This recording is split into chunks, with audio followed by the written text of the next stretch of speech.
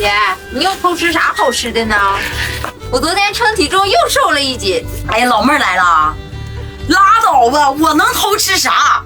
我都瘦了44斤了，你也没我高啊。姐，你可得了吧，我还瘦43斤呢。看我给大老远给你买的大草莓、小水果，别总吃那肉，咱多吃点维生素，对身体好。哎呦我，这草莓正梗不错哈，喝奶茶热乎热乎。不是你瘦多少斤啊？43斤啊？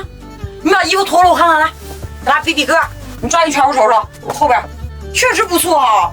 我1.7米，104斤。我1.6米，105斤。我比你瘦。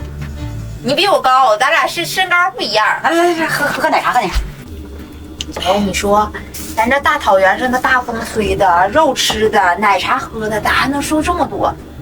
这里边不会有啥说的吧？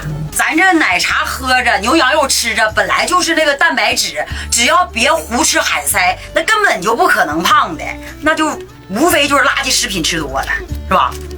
我以前那就是纯喝酒喝的，夜宵咣造啊，一顿没落过。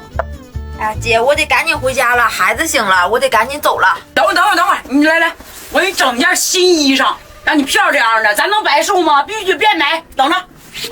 这小礼服成漂亮了，新的，看你看，呀，这衣服好看，亮晶晶的，这要去参加个聚会、参加婚礼干点啥，多好看呢，是吧？还得再瘦瘦，要不小腰就更细更漂亮。